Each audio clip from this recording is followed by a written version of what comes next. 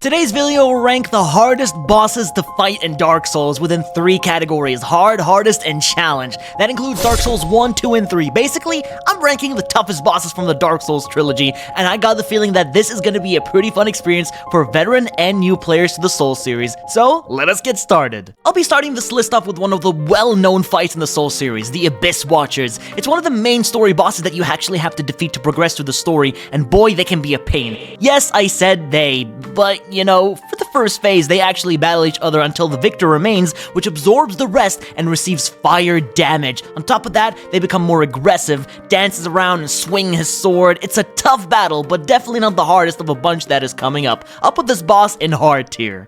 The Sanctuary Guardian, my good old friend, and the first boss you fight from the DLC of Dark Souls 1. This horned, line-faced beast is quite the leaper. He jumps around with powerful attacks, firing lightning bolt projectiles at you. He can be pretty annoying. He's not a boss you can just keep going around and attack because he can fly and reposition. Though if you can get the hang of it, I'd say he won't be really much of a challenge. You can also cut off his tail for a pretty neat-looking weapon. Hard tier. Gundyr is the very first boss that you fight in Dark Souls 3. In the first phase, is a normal-looking huge guy, and the next he has tentacles coming out of his head. It's not a hard fight by any means, but the true boss lies behind his optional version, which players can miss easily. Champion Gundyr, he's faster than before and much more powerful. It's like his final form. You know that you have to take a fight like this for an epic rematch.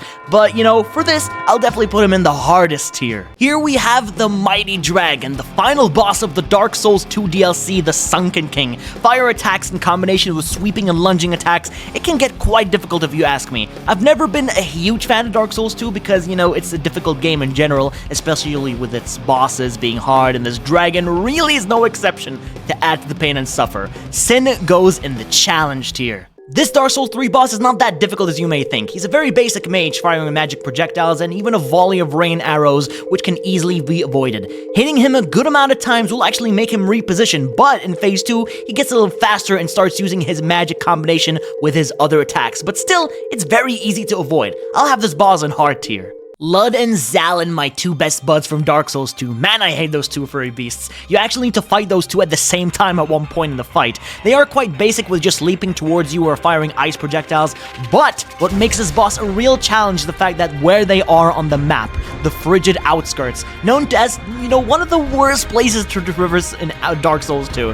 Just getting to this boss is already a pain. From my experience, I'll have this in challenge tier. It did take me a good amount of tries to beat. Challenge tier. Dark Souls 2 is known for tough boss battles, and this here is one of the more harder bosses that you get to face, Fume Knight. He has some of the strongest damaging attacks in the game, wielding 2 swords in the first phase, then buffing his giant sword in the second, which does take a huge chunk if you get hit. He is not by any means unfair, just dodge and you should be fine. He is, after all, a big scary looking black knight swinging his big old sword around. Hardest tier. Pontiff is like ultra aggressive in my experience. You actually have to beat this guy to get to the next room, which is the famous PvP arena in Dark Souls 3 that takes place in a spacious ring outside that many consider a great fight club spot. Anyways, Pontiff has insane range that you have to perfect your dodges and block if you have a shield, and his phase 2 gets even crazier, you know, insane with new moves. I hate this boss so damn much. Challenge tier. Okay, now I know Sister Friede is not that much of a challenge in the first phase, but this boss has 3 phases instead of 2. Just imagine the length of this battle you have to go through. Don't get me started on what happens when you die. You gotta go through the whole process once again from zero. It's annoying and tedious, but man, it does feel good once you beat her. Hard tier. Now this here is actually one of my favorite boss fights in the entire Dark Souls franchise, the badass Artorias, the Abyss Walker. Battling him, of course, requires the DLC, and he's the second toughest boss in Dark Souls 1. He can teleport, fast and quick movement, big damage as he wields his giant sword with range. It's one hell of a battle, but it sure is fun fighting him. Challenge tier.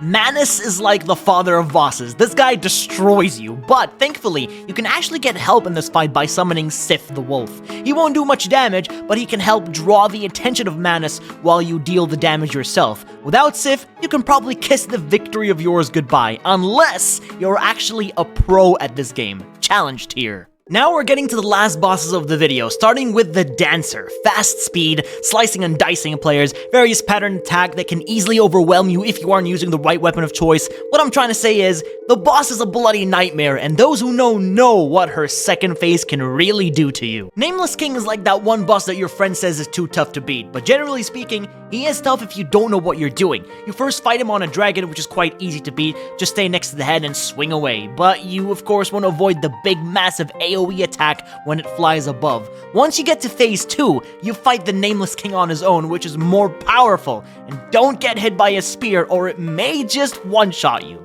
Challenge tier. And for my final boss included in the hardest bosses of the Dark Souls series, Slave Knight Gael is definitely one of them. He is a boss from the DLC, a lone warrior with a great sword with extreme aggressiveness as he charges in relentlessly. The fight, however, takes a more challenging, deadly turn as soon as you get to phase 2 of the fight. He becomes more badass, glows in aura, and gets bigger and better moves that are a lot harder to dodge. Challenge tier. And there you guys have it, all the hardest bosses in the Dark Souls franchise ranked in a video. Not in order, of course, but just placed in their rightful places in a tier list. Hope you all did enjoy. Let me know down below which boss you thought was definitely the hardest. Subscribe and drop a like, and I'll be seeing you all in the next one.